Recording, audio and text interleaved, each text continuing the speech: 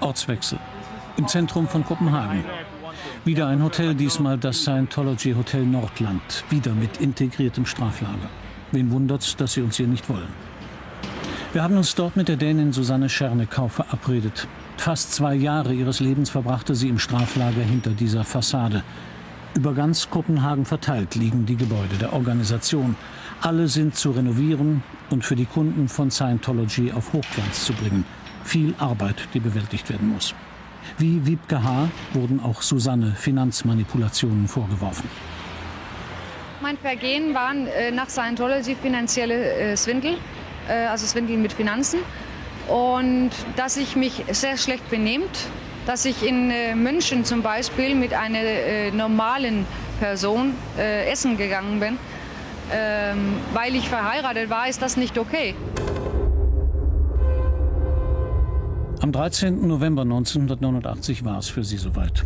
Sie wurde in das RPF in Kopenhagen eingewiesen, wie das Dokument belegt. Ethik, Moral bei Scientology? Ein Verstoß wird hart bestraft. Scientologys Ethik ist gleichbedeutend mit totalem Gehorsam, Unterdrückung und zwangsweiser Umerziehung. Wer Fehler braucht, der findet sie. Je nach Bedarf werden mal mehr, mal weniger Strafarbeiter produziert. Zum Beispiel gab es in Kopenhagen ein Gebäude.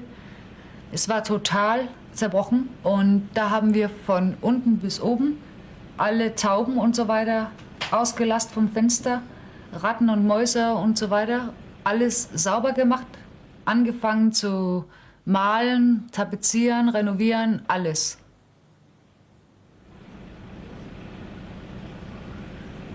Wir haben immer das Letzte gegessen. Nur das Frühstück war eigentlich okay. Aber sonst war das Essen sehr schlecht. Die Betten waren sehr schlecht. Wir schlafen 12 Leute in einem Raum.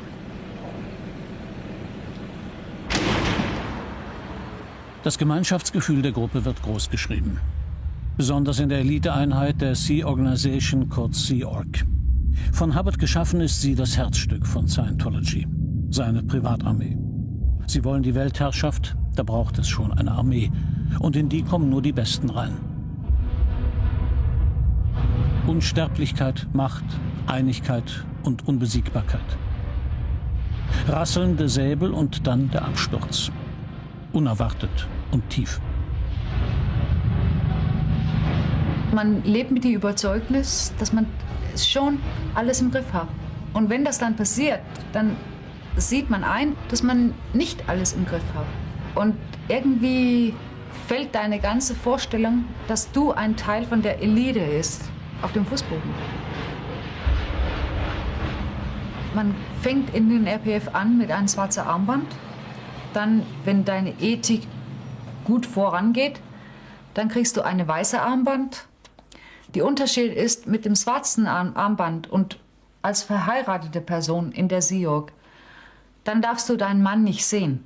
Du darfst ihn nicht ansprechen, wenn er nicht zu dir redet.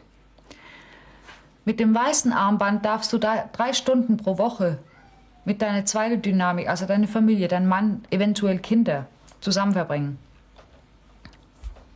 Du darfst immer noch nicht deinen Mann ansprechen, wenn er dich nicht anspricht. Dann kannst du noch mehr werden. Das heißt, dass du ein goldenes Armband verdient. Und mit einem goldenen Armband darfst du eine Nacht pro Woche bei deiner Familie übernachten. Den Aufbau des RPF kann man sich so vorstellen, wie Susanne es sich im Lager aufzeichnete und auswendig lernte. Chef der Gruppe, aber auch gleichzeitig Mithäftling ist der Bosun. Unter ihm ist der Esto, zuständig für die Arbeitseinteilung, und der MAA, der für die Einhaltung der Lagerregeln verantwortlich ist. Darunter der Tech, zuständig für Material und Ausrüstung. Der Qual überwacht die Ausführung der Arbeiten. Das Fußvolk bilden die einzelnen Sektionen A, B oder C, Arbeitsgruppen bis zu 10 Personen. Diese werden auf die aktuellen Renovierungsprojekte, wie hier Clearwater, verteilt. Die Kontrolle untereinander ist allgegenwärtig und perfekt. Keiner kann sich ihr entziehen. Man beobachtet alle anderen und weiß, dass alle anderen auch dich und alle anderen beobachtet. Also das ist normal. jeder kann zur Seite treten. Das ist die wenigste Leute, die das selber erkennen will.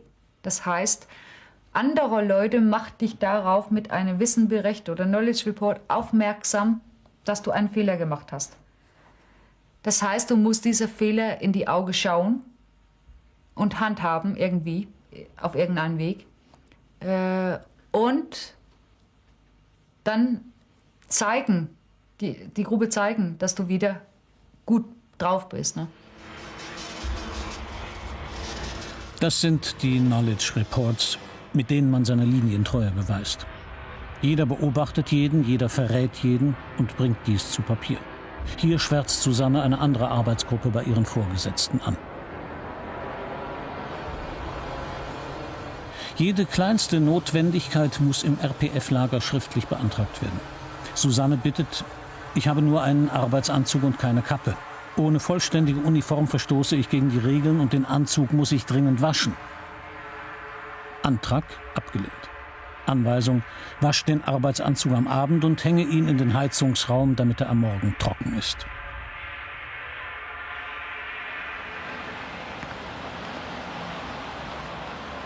Das europäische Hauptquartier von Scientology in Kopenhagen.